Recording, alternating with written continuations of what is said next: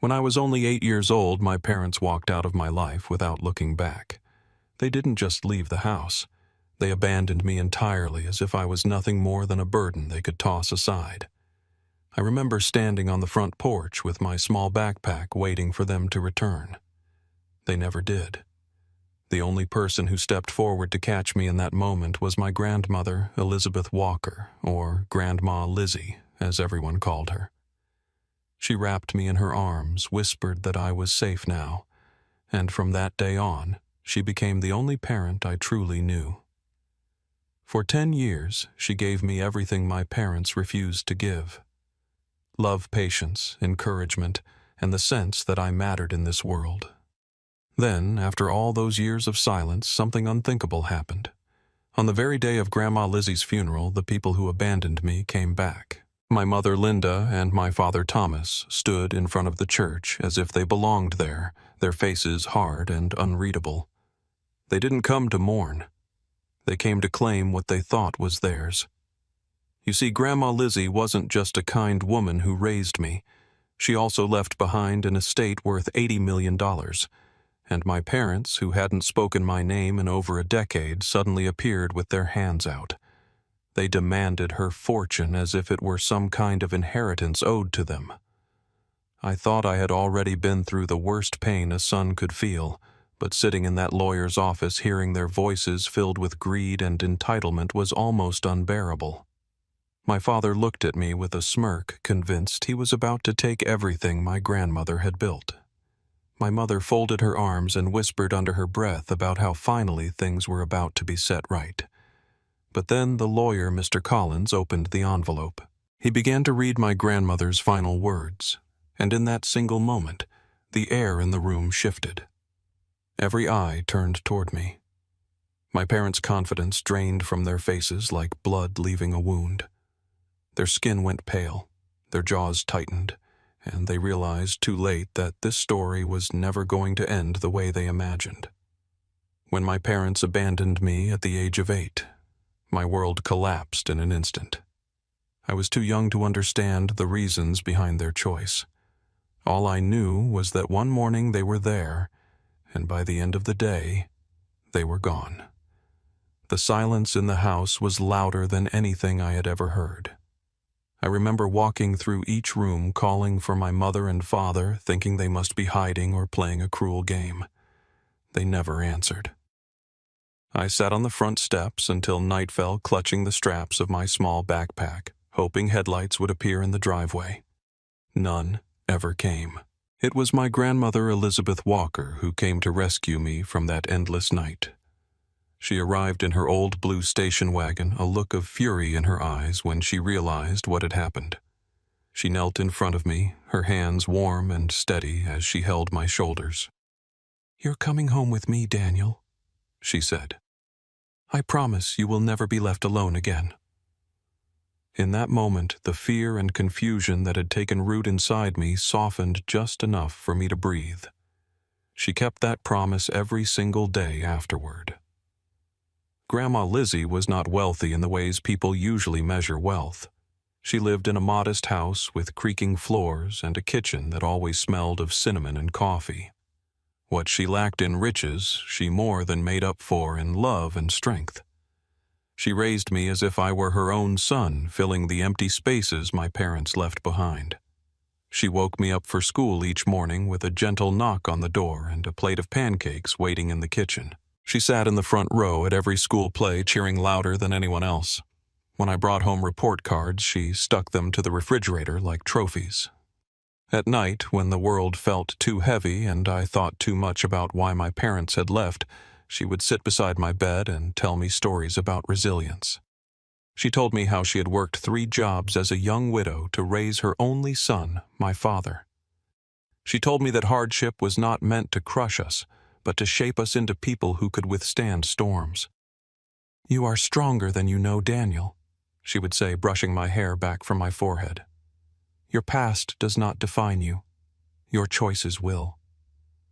Growing up with her, I never felt like I had less than other kids. Even though I often did not have the newest shoes or the latest toys, what I had was far more valuable. I had security. I had someone who believed in me with a fierceness that made me believe in myself.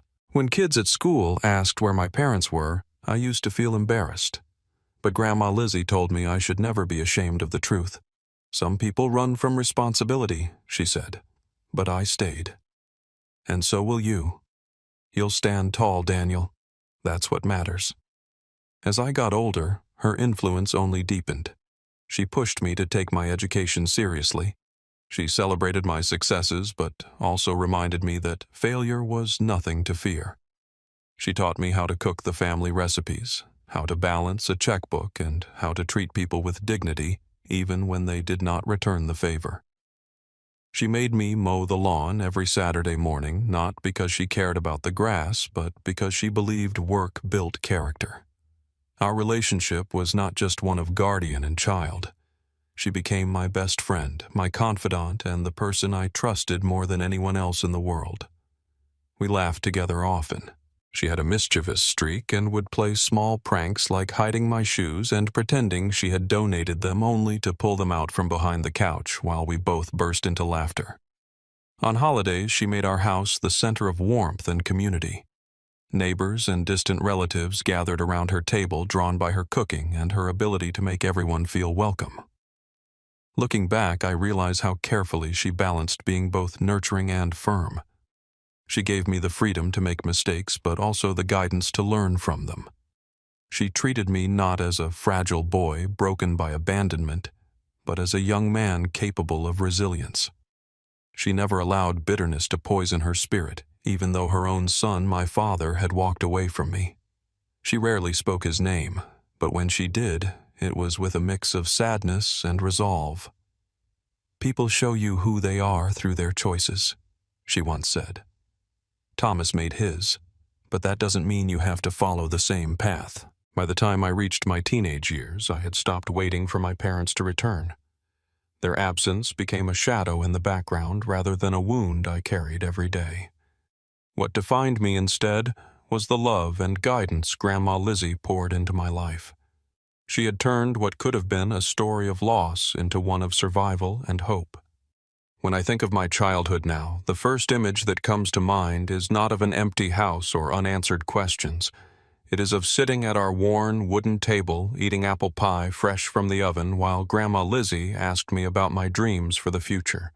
She listened with genuine interest, nodding and smiling, her eyes crinkling at the corners. She believed in me with such conviction that it became impossible not to believe in myself. That was the world she created for me, a world built not on material wealth, but on unconditional love. It was a world that allowed me to grow, to heal, and to become the person I am today.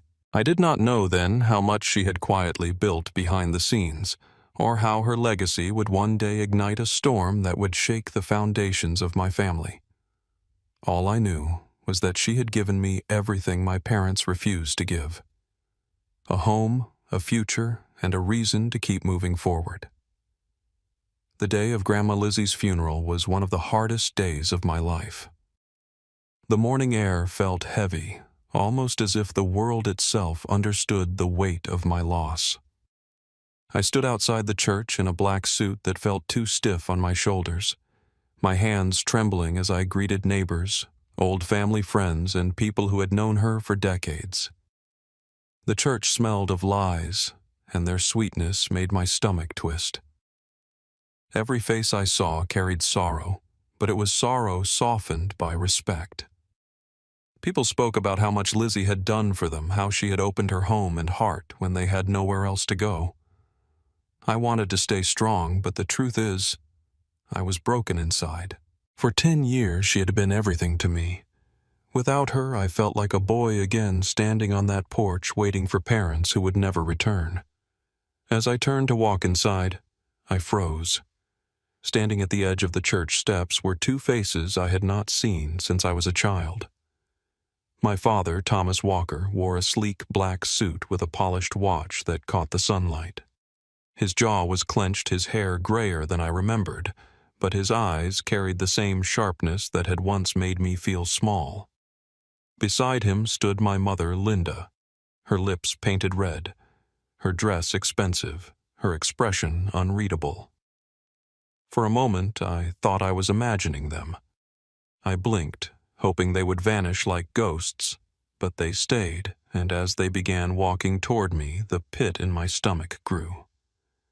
"Daniel," my father said, his voice flat, as if we were strangers meeting by chance. I could not speak. My throat tightened. My mother placed a hand on my father's arm, her eyes scanning me from head to toe. "You've grown," she said. Her tone clipped almost annoyed, as though it was inconvenient that time had passed without her. Anger surged through me, but grief weighed heavier. This was not their day. This was not about them. I turned without answering and walked inside the church. Throughout the service, I felt their presence behind me. While I wept during the eulogy, they sat stiff and cold. Not a tear shed, not a hand raised in prayer. They looked like actors forced into a play they had no interest in performing. The congregation noticed. Whispers rippled down the pews. People remembered how they had left. Their return now was not seen as a gesture of mourning, but as an insult. After the burial, while friends gathered around me to offer comfort, Thomas and Linda stood off to the side, speaking in hushed tones. I avoided them, but the truth came crashing in when the lawyer approached me later that afternoon. Mr. Collins, a tall man with silver hair and a solemn expression, asked me to meet him in his office that evening for the reading of the will. He explained it was Lizzie's request that it be done quickly. I agreed, though my heart ached at the thought. When I arrived, my parents were already there, seated across from one another with stiff postures. Thomas glanced at his watch impatiently. Linda tapped her manicured nails against the wooden arm of her chair.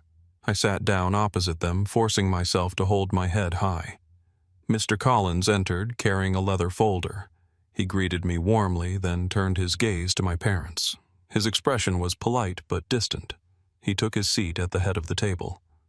"We are here today to honor the final wishes of Elizabeth Walker," he said. My father leaned back, crossing his arms. "Let's get on with it," he said, his tone dismissive. Linda added, "Yes, we all know she had considerable assets. It is only right. They returned to the family." Her words stung, and I could no longer stay silent. "Return to the family. She was my family. Where were you when I was a boy crying myself to sleep? Where were you when I needed someone to stand at my school concerts? You abandoned us both." Thomas narrowed his eyes. "Watch your tone. You're still our son." "No," I said, my voice steady. "I stopped being your son the day you walked away." The tension in the room was thick enough to choke on.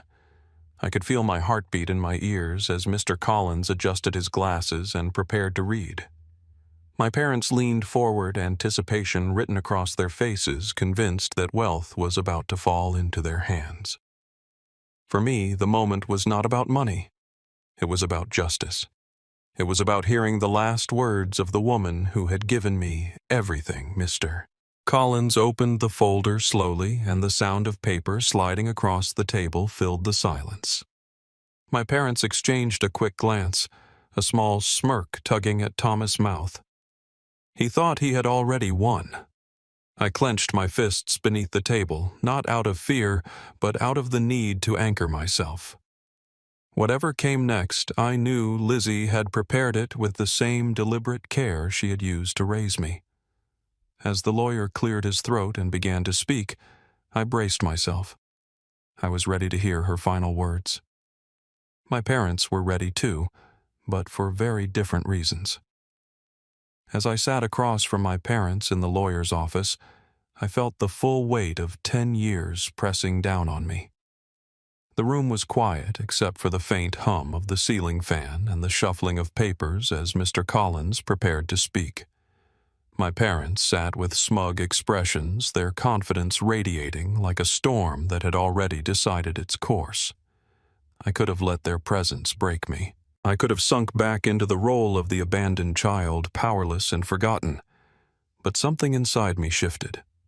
I remembered the nights when Grandma Lizzie sat at my bedside, reminding me that strength comes from within. She had told me countless times that I should never allow others to decide my worth. Her voice echoed in my mind now, steady and unwavering. "You are stronger than you know, Daniel. Never let anyone take that away from you." I straightened in my chair, my shoulders squared. I took a slow breath and looked my parents directly in the eyes. They did not see a boy anymore. They saw a young man who had endured their absence and survived. I would not let them twist this day into one of victory for themselves. This was about honoring Lizzie's life and her sacrifices. My father leaned forward slightly, a smirk tugging at the corners of his mouth. "You don't need to act tough, Daniel. Once this is over, we'll take care of everything. It's time you stopped pretending you know how the world works." I kept my voice calm, though my pulse thundered in my ears. "The world you left me in taught me plenty. I don't need you to take care of anything." My mother rolled her eyes and adjusted the diamond bracelet on her wrist. "You'll thank us later when you realize how much responsibility comes with wealth. You're too young to understand what to do with it. That money belongs with us. We built this family long before Lizzie interfered." Her words struck me, but not in the way she intended. I thought about the nights Lizzie had worked late just to keep the lights on. I thought about the meals she had prepared, the school supplies she had scraped together, the endless love she poured into me when no one else would. My parents had built nothing. They had abandoned everything. I leaned forward. "You didn't build anything. She did. She gave me a life when you threw me away. If you think I'm going to stand by and let you claim her legacy, you don't know me at all." Their faces hardened. My father's jaw tightened, and for the first time a flicker of uncertainty crossed his eyes. My mother shifted in her seat, her fingers tightening around her bracelet. The silence that followed was heavy, and I knew they felt the resolve in my voice. Mr. Collins cleared his throat. "If we may, it is time to proceed." The air in the office grew tense. The lawyer's hand hovered over the sealed envelope containing Lizzie's final will. My parents leaned forward with anticipation. My father rubbed his hands together, confident he was moments away from claiming everything. My mother whispered, "Finally." As though this day had been owed to her, I stayed quiet, but my heart pounded. I was not afraid of what the will would say. I trusted Lizzie completely. Still, I braced myself, knowing this moment would define everything, as Mr. Collins carefully opened the envelope. I closed my eyes for a second and pictured Lizzie's face. I remembered her laughter, her warmth, and her determination. I remembered her telling me that real power came from integrity, not greed. That thought gave me strength. I opened my eyes again, ready for whatever words would follow. My father broke the silence with a low chuckle. "This is going to be simpler than you think, Daniel. You'll see. She was still my mother. No matter what stories she fed you, blood matters." I met his gaze without blinking. "Blood matters when you honor it. You didn't." The color rose in his cheeks, but he said nothing. For the first time, I felt like the balance of power in the room had shifted. Mr. Collins placed the open document on the table. He glanced at me, first offering the smallest nod, then began reading the opening lines.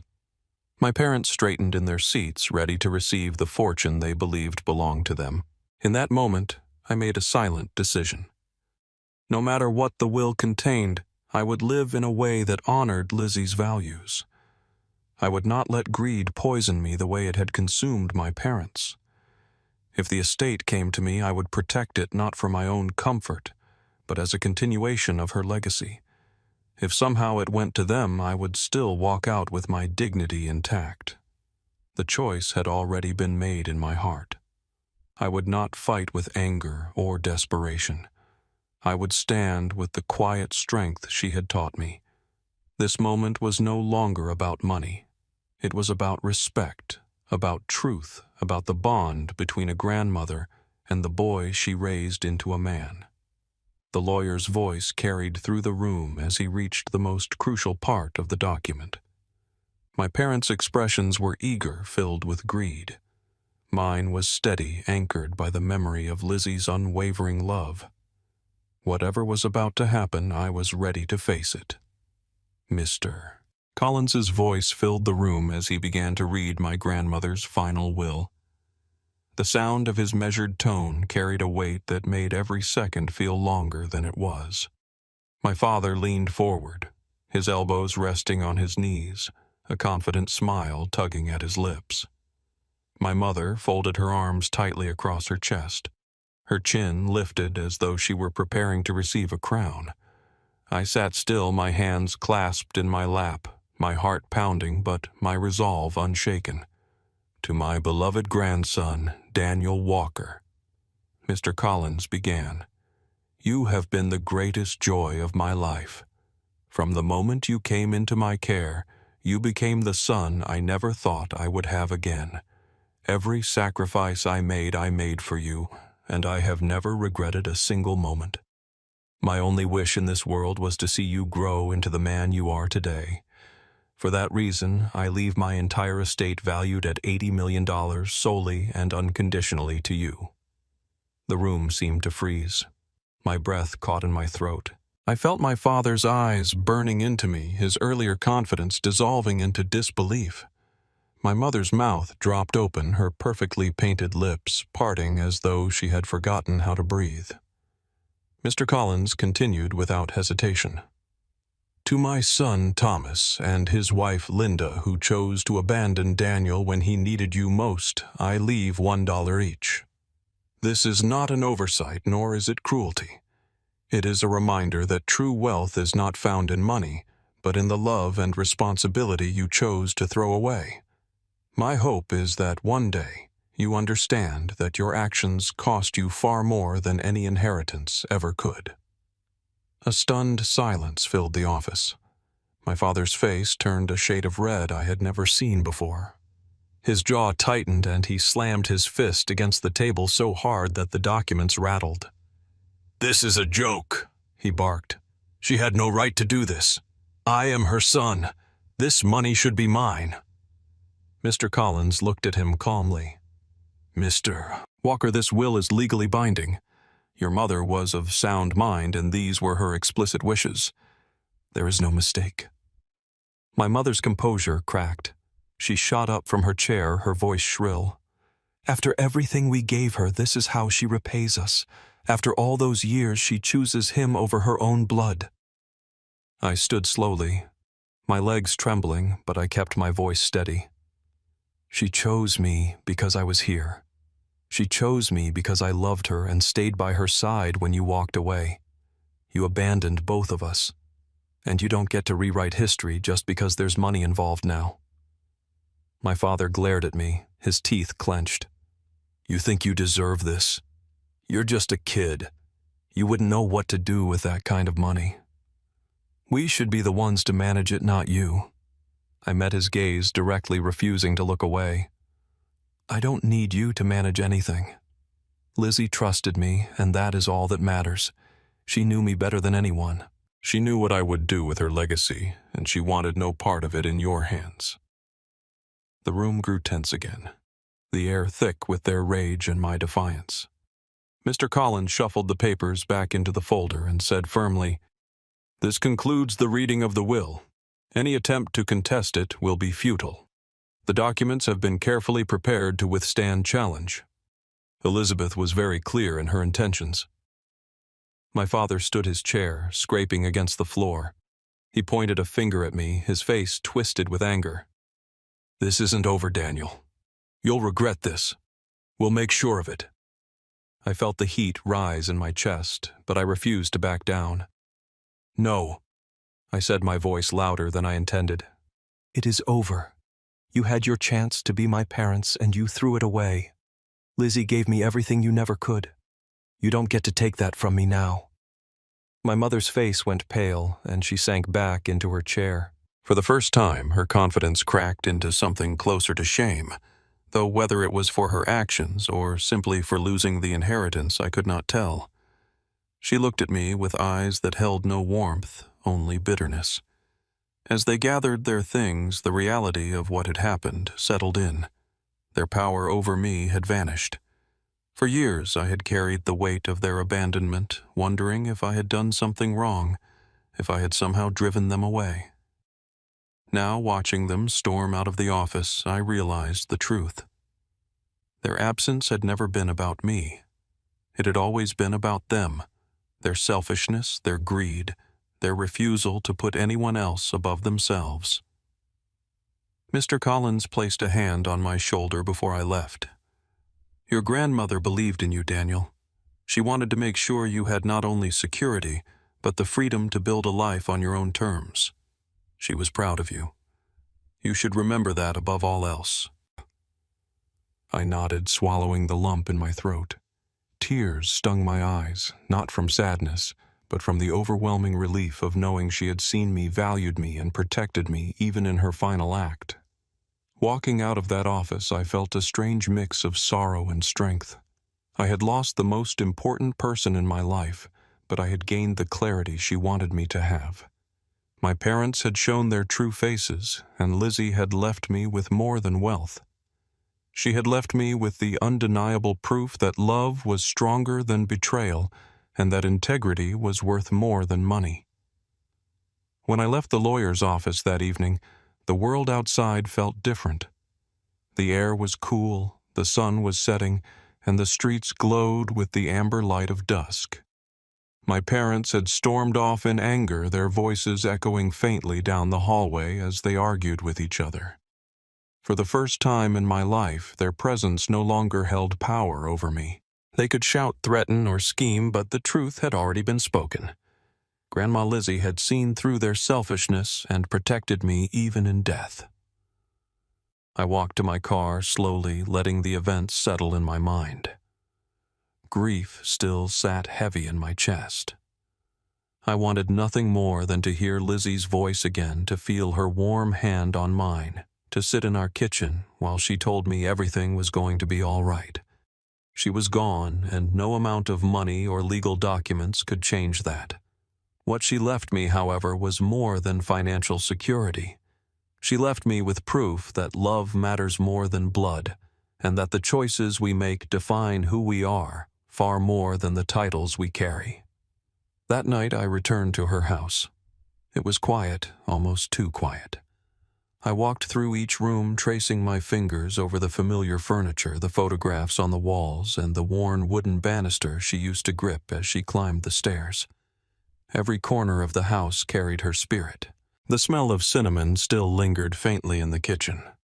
Her knitting needles rested in a basket by the couch as if she had only stepped away for a moment.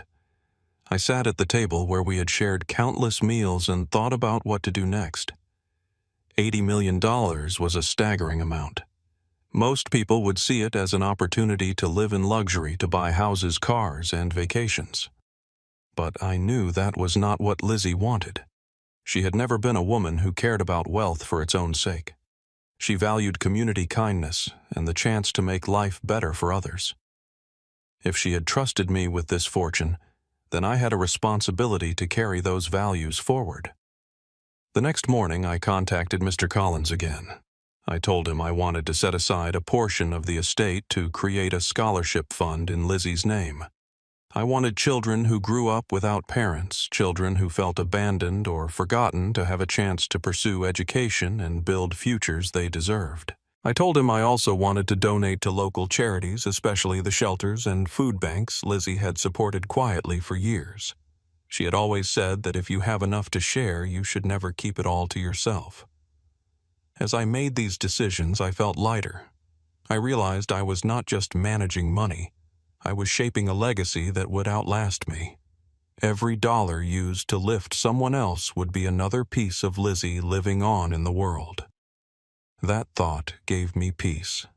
My parents tried contacting me in the weeks that followed. Letters arrived, some begging, some threatening. They called me ungrateful, said I was turning my back on them.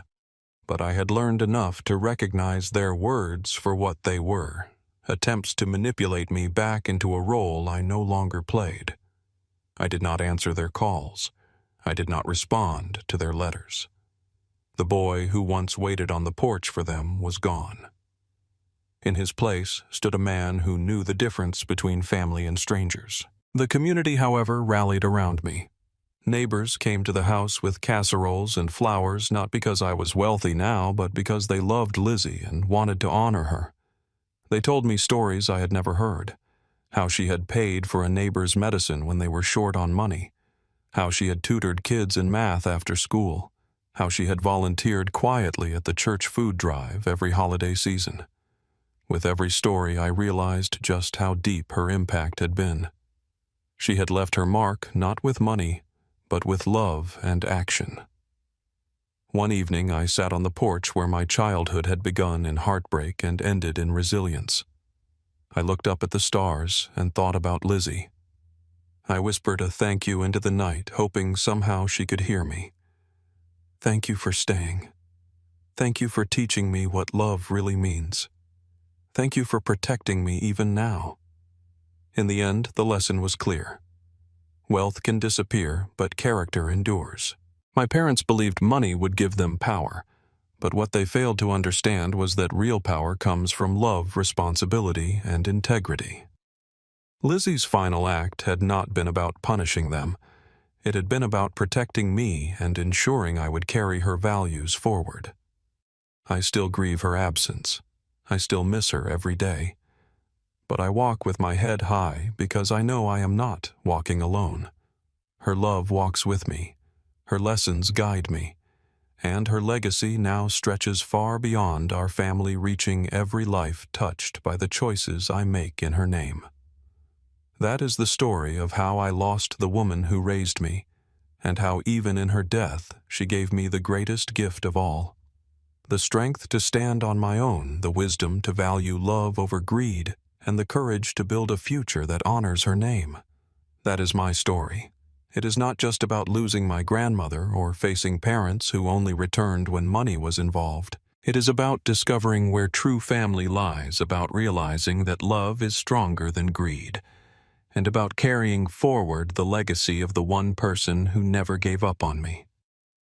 If this story moved you, if it made you think about the meaning of family and the value of love over money, then I invite you to be part of this community. Like this video so it can reach more people who need to hear it. Share it with someone who might be going through their own struggles. Leave a comment below and tell me your thoughts, your experiences, or the lessons you carry from your own life. And don't forget to subscribe to the channel because we have many more powerful true life stories that will challenge you, inspire you, and remind you that no matter how dark life feels, there is always a light to be found.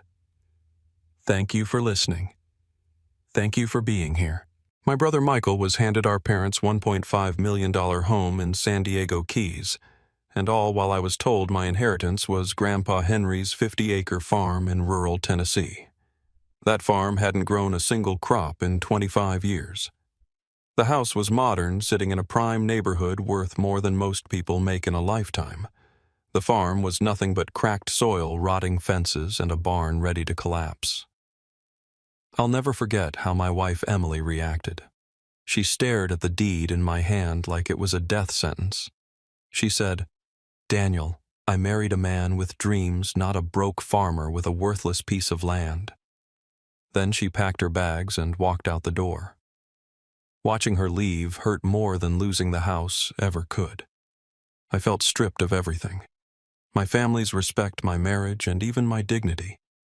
I thought the only way forward was to drive down to Tennessee and sell the land for whatever I could get. I just wanted to walk away and never think about it again. But when I met the land surveyor and saw his report, my entire life flipped upside down. What he told me was buried beneath that soil didn't just change my future. It changed everything I thought I knew about my family, about Grandpa, and about myself.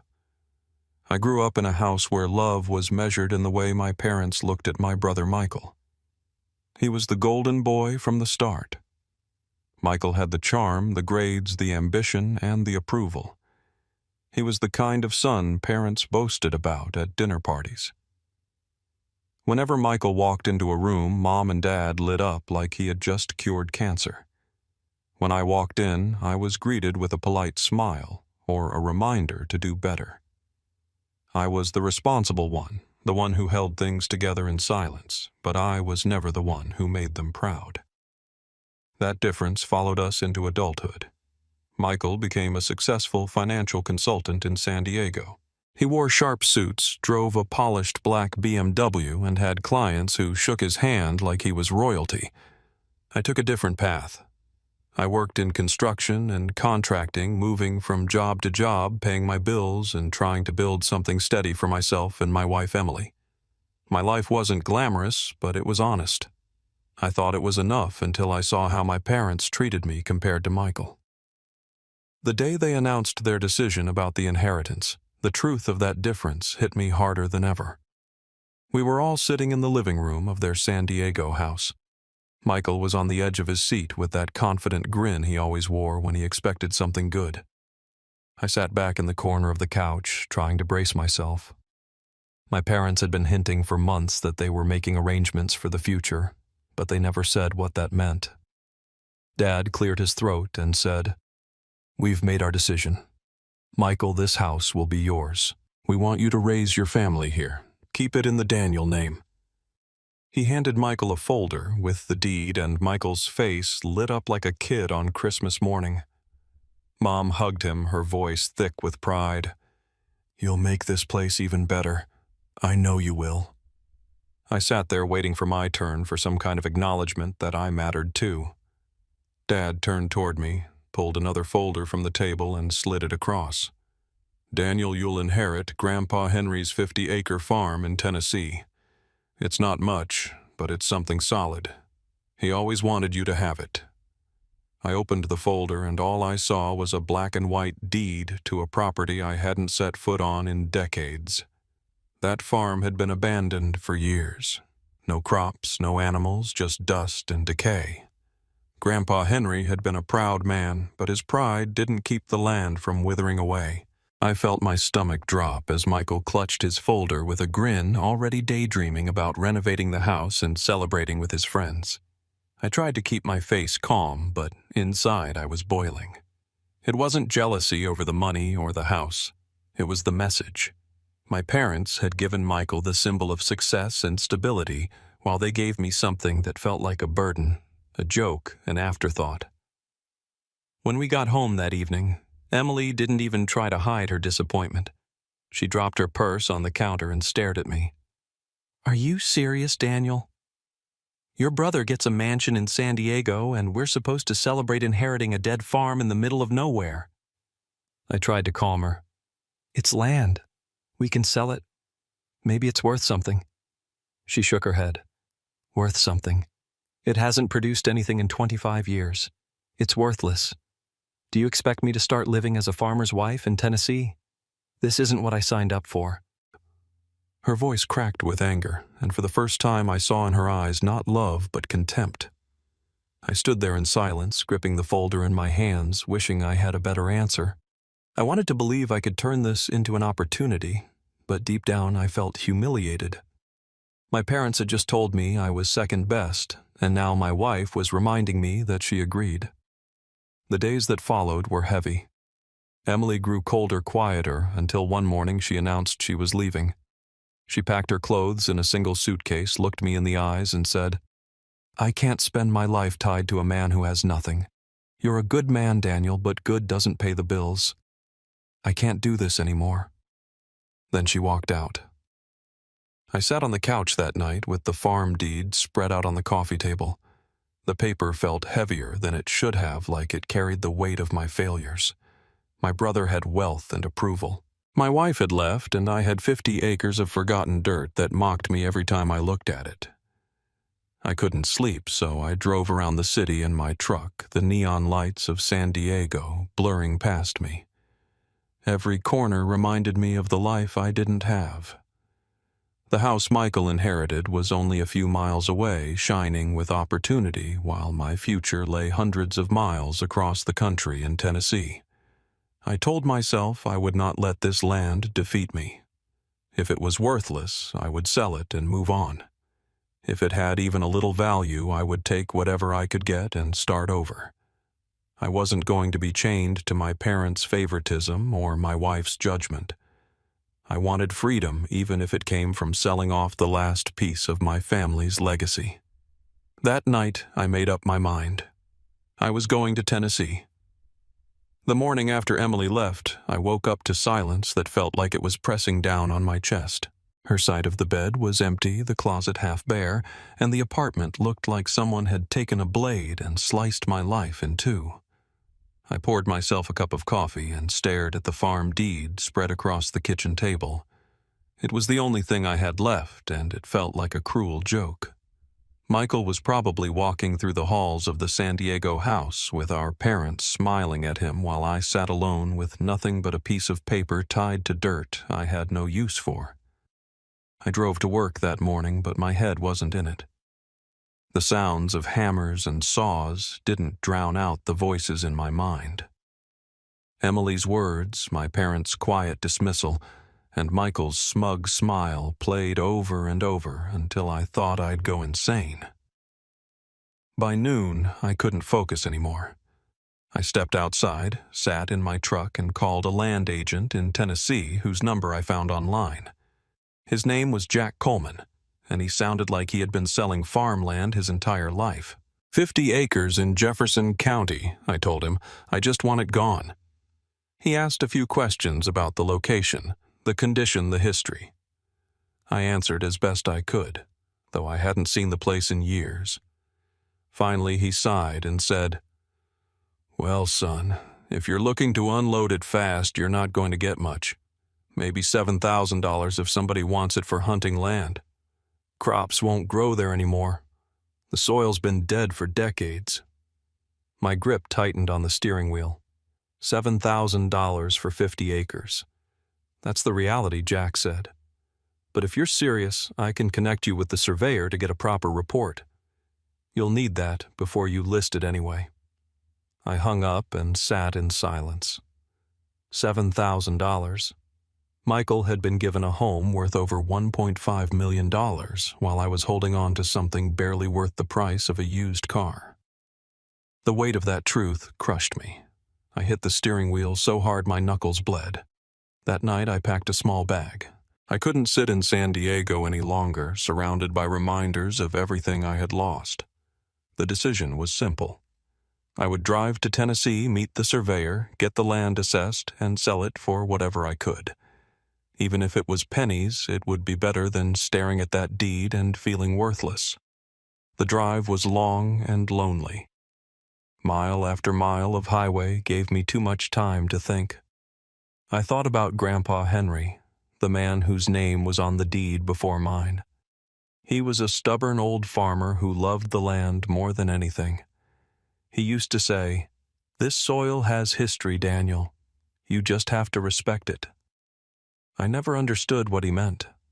To me, that farm was where I spent hot summers sweating under the sun, pulling weeds, and listening to embark orders. When I turned 18, I left and never looked back. As I drove east, I wondered if this was his final punishment for me. He had chosen me to inherit the farm, not Michael, but it didn't feel like a gift. It felt like a weight he had strapped to my shoulders, a reminder of the years I had resented him. My parents framed it as though Grandpa wanted me to have it, but I couldn't shake the feeling that it was more of a curse than a blessing. I stopped at a cheap motel along the way, lying on stiff mattresses, staring at ceilings, thinking of Emily. I replayed the last words she said before she walked out. I didn't marry a broke farmer. Those words cut deeper than she realized. I wasn't even a farmer. I was less than that. I was a man with land that couldn't grow a man whose worth was measured in failure. When I finally crossed into Tennessee, the air felt different.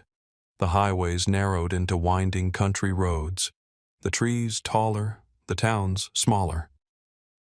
I rolled down the window and let the cool wind hit my face. It smelled like grass, mud, and woods. It smelled like the past. My stomach churned as I followed the directions to the farm. The moment I pulled onto the gravel drive, my heart sank. The place was worse than I remembered. The farmhouse leaned on its foundation, the windows broken, the paint stripped by years of rain and sun. The barn's roof sagged, Holes punched through it like the sky itself had given up on keeping it whole. The fields stretched out, nothing but weeds and cracked dirt where crops once grew. Fences leaned sideways, swallowed by vines. I stepped out of the truck and stood in the silence. No neighbors in sight. No sounds of tractors or animals, just the whisper of the wind through the empty fields. I wanted to scream, to demand an answer from the sky as to why this was my life. Instead, I lit a cigarette even though I hadn't smoked in years and stared at the land I was supposed to call mine. The next morning, I met Larry Thompson, the land surveyor Jack had recommended. He pulled up in an old pickup, his toolbox rattling in the back. He was a man in his 50s, weathered straightforward, the kind of guy who had seen land like this 100 times before. He shook my hand firmly and looked me in the eye. "You're Daniel, grandson of Grandpa Henry. I remember your granddad. Hard man, but he loved this land. He wouldn't sell it no matter who asked."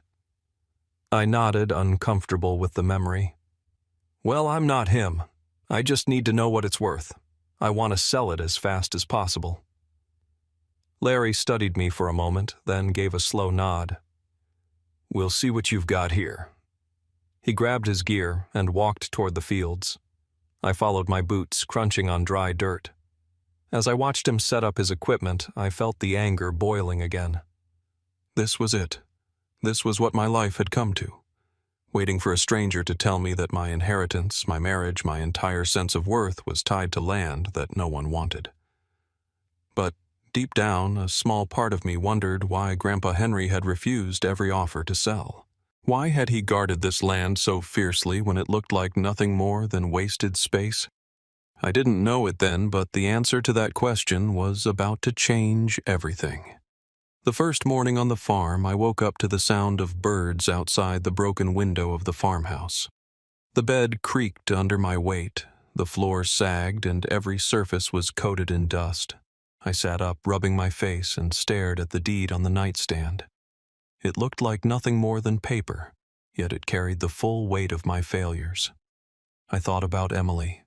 I thought about Michael, probably sipping his morning coffee in a luxury kitchen while my parents admired the way he ran the family home. I thought about Grandpa Henry, who had insisted this farm meant something. I could not see it. All I saw was an empty field and a broken legacy. Larry Thompson arrived just after sunrise. His old truck rumbled into the driveway, tires crunching on gravel. He stepped out with a clipboard tucked under his arm and a measuring device in hand. "Morning, Daniel," he said, his voice calm, steady. "We'll start with the boundaries, then run some soil tests." I followed him as he walked the property, marking points, jotting notes, driving stakes into the ground. The silence between us was heavy, broken only by the sound of his boots in the dirt and the occasional click of his instruments. I kept my distance, my hands shoved in my pockets, feeling like an outsider on land that technically belonged to me.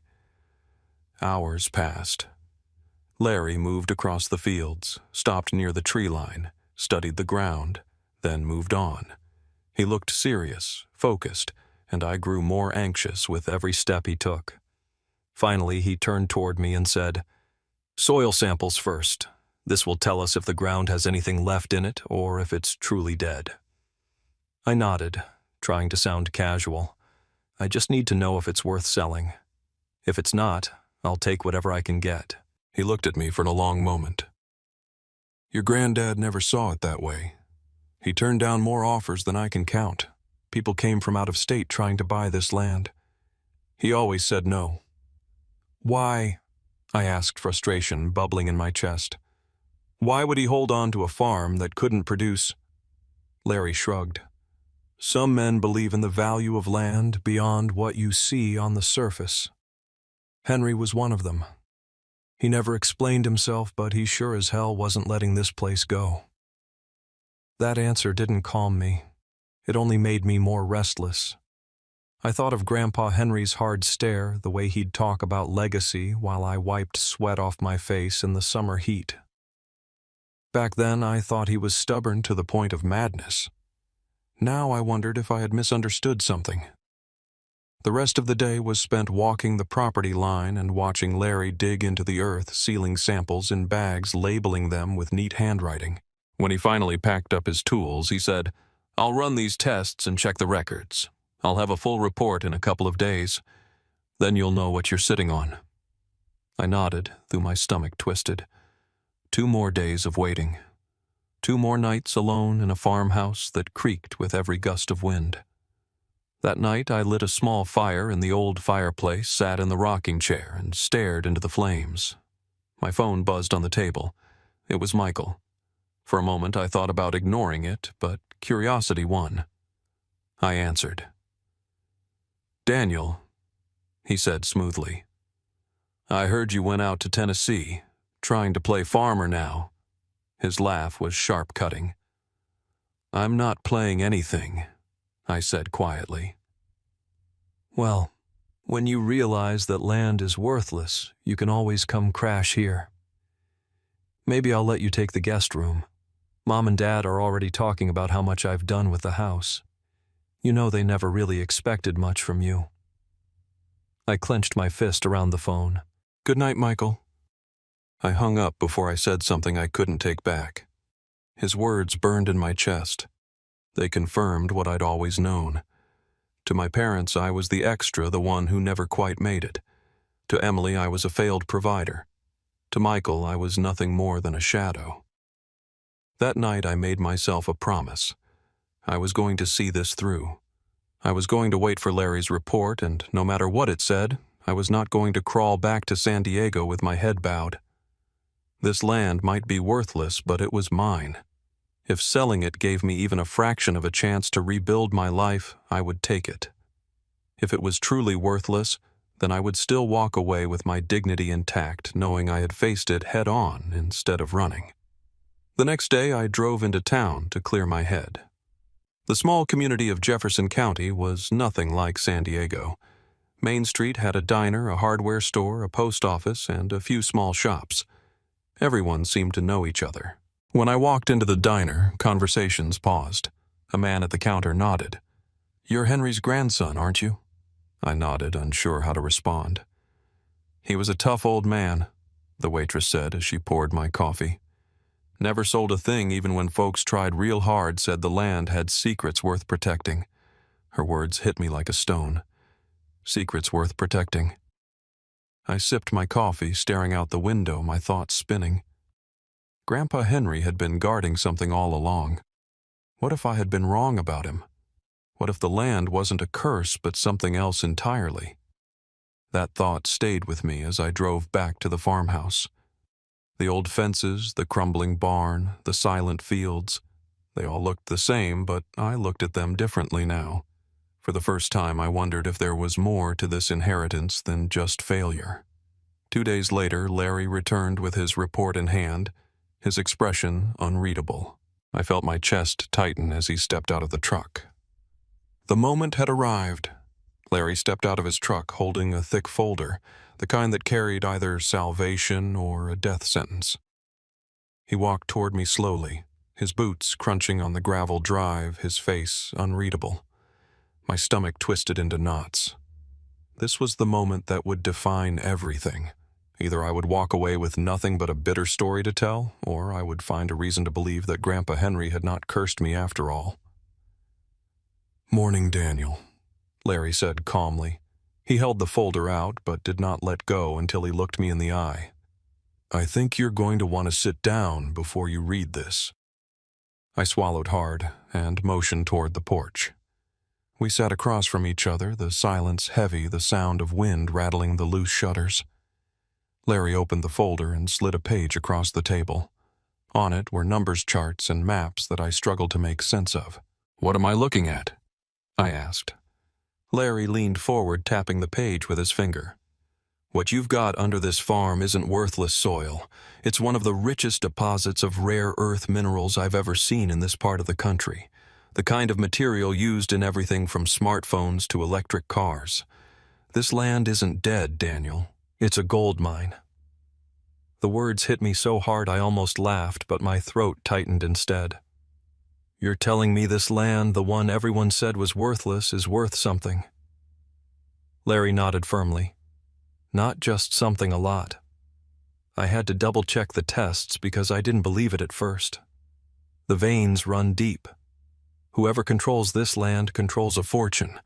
I've seen companies fight tooth and nail for deposits half this size. I sat back in the chair, my heart pounding. My mind flashed to Emily's angry face, to my parents' quiet dismissal, to Michael's smug voice on the phone. Every insult, every dismissal, every moment I felt like I was less than nothing came rushing back. I had been sitting on a treasure the whole time, and no one had known. Except maybe Grandpa Henry. "Grandpa knew," I whispered. Larry tilted his head. "What's that?" "My grandfather," I said louder, my voice steady now. "He must have known. That's why he never sold it. That's why he turned down every offer. He wasn't just being stubborn, he was protecting it. Protecting me." Larry gave a small smile. "Sounds like Henry to me. He wasn't the kind of man to explain himself, but he knew the value of things. Maybe he saw something in you that no one else did." The weight of those words sank deep. My entire life I had believed I was the forgotten son, the disappointment, the one who never measured up. But Grandpa Henry had chosen me for a reason. He had left me something bigger than money. He had left me a chance to prove my worth. I stood and walked to the edge of the porch, staring out at the fields that suddenly looked different. The weeds and broken fences no longer mocked me. They were just a disguise, a mask hiding the truth beneath the surface. What I had thought was a curse was actually a blessing so large I could barely comprehend it. The thought of Emily came back again. I pictured her face when she told me she could not be married to a broke farmer. The irony stung, but instead of pain, I felt a wave of relief. She had walked away before the truth was revealed. She had chosen Michael's world of appearances over mine. Now she would have to live with that choice. My phone buzzed in my pocket. It was my mother. I hesitated, then answered. "Daniel," she said breathlessly, "we just heard from Michael that you had the farm surveyed. What did they find?" I looked at Larry, who gave me a nod as if to say this was my moment. I took a deep breath. "They found out it's worth more than you could imagine. Grandpa Henry left me something you'll never understand. He left me a future." There was silence on the line. Then my father's voice cut in sharp and incredulous. "Are you saying that land has value? More than your house in San Diego," I said evenly. "More than Michael's shiny career. He gave me something you both thought was worthless, and it turns out it's the greatest gift I could have received." I ended the call before they could respond. My hand shook, but not from fear. For the first time in my life, I felt power. Larry closed the folder and stood. "What you do next is up to you. Companies will line up with offers once this gets out. But you've got time. Don't rush. Think about what you want, not what anyone else expects." I nodded, my chest swelling with something I hadn't felt in years. Pride. Real pride. Not the kind that came from someone else's approval, but the kind that came from knowing the truth. That night I walked the fields under the stars. The air was cool, the sky stretched wide above me, and the land beneath my feet hummed with possibility.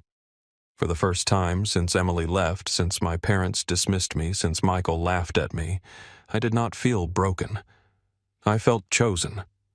Grandpa Henry had trusted me with this. He had seen something I could not see in myself, and now I knew this farm was not a burden. It was a legacy, and it was mine to carry forward. The night after Larry revealed the truth, I barely slept. I lay awake in the farmhouse, the roof groaning and the wind, the smell of old wood and dust filling the air. But for the first time in years, I did not feel like I was drowning. Instead, I felt like I had been pulled to the surface and given air. Every memory of being dismissed, every wound from Emily and my parents, every smug smile from Michael, they all began to fade under the weight of what I now knew.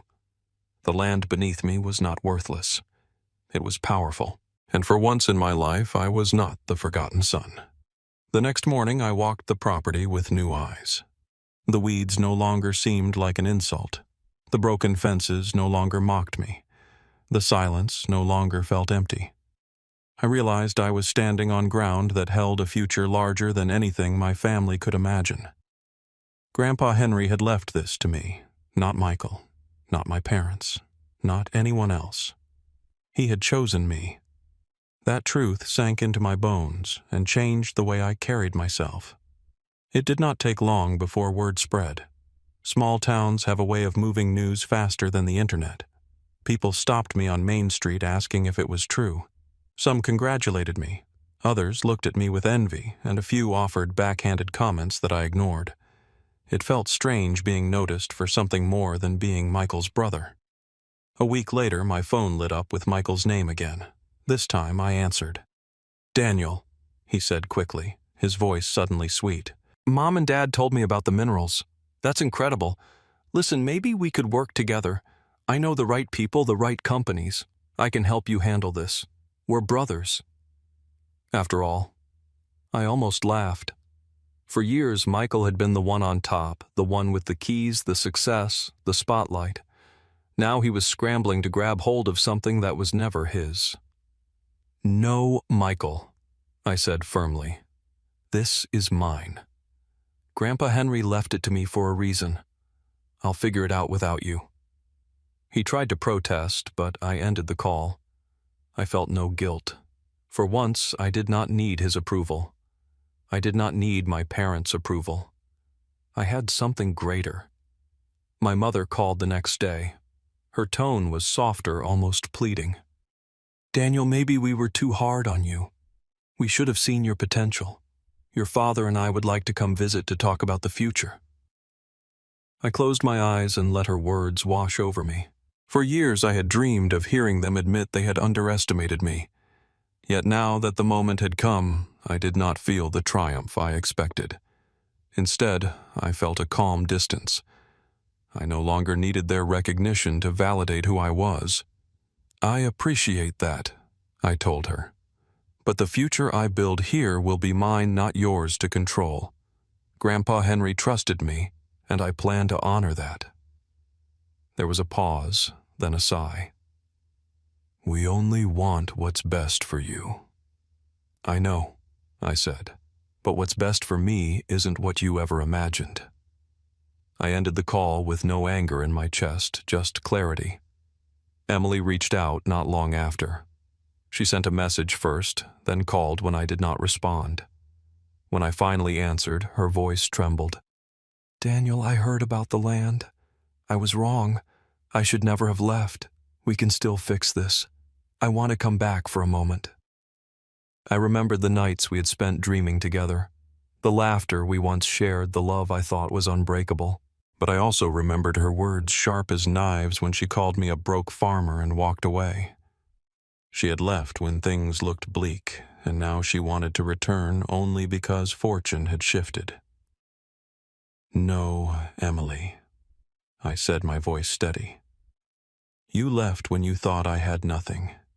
You don't get to return now that I have everything. My life is moving forward without you." She cried, begged, but I stood firm. When the call ended, I felt a weight lift off my chest. I realized that sometimes losing people is not a curse. Sometimes it clears the space for you to find yourself. Weeks turned into months, and offers began arriving from companies eager to mine the land. I took Larry's advice and did not rush. I hired an attorney, researched my options, and made sure I understood exactly what I was holding. For once, I was making choices on my own terms, not reacting to someone else's expectations. As I walked the fields one evening, the sun setting in shades of orange and gold, I thought of Grandpa Henry. I remembered his rough hands, his stern voice, his insistence that this land mattered. As a boy, I thought he was cruel, forcing me to work under the hot sun. As a man, I finally understood he was not punishing me. He was preparing me. He had seen beyond the weeds and broken fences. He had seen a legacy worth fighting for, and he had trusted me to carry it forward. The lesson was clear. Value is not always obvious. Worth is not always measured in money or status. Sometimes the greatest gifts look like burdens until the truth is revealed. My parents had given Michael a house, a symbol of success. They gave me what they thought was nothing, but that nothing became everything. I no longer cared about the house in San Diego. I no longer envied Michael's life. I no longer sought my parents' approval or Emily's love. What I had was more powerful than any of that. I had a future built on strength, resilience, and the quiet faith of a man who believed in me when no one else did. As the last light faded across the fields, I whispered, "Thank you, Grandpa Henry. For the first time in my life, I felt whole. That farm in Tennessee taught me something I'll never forget. Life doesn't always hand you what looks like treasure. Sometimes it hands you what looks like nothing, and it's up to you to discover the value buried beneath." I spent years believing I was second best forgotten left behind. But in the end, what seemed worthless turned out to be worth more than anything my family could have given me. If this story connected with you, if you felt the weight of disappointment, betrayal, or being overlooked, I hope you also felt the power of finding your own worth. Thank you for following my story. Share it with someone who needs a reminder that life's blessings can be disguised as burdens. Leave a comment below and tell me what you would have done if you were in my shoes. And don't forget to subscribe to the channel for more powerful stories like this one. Your support means the world, and it keeps me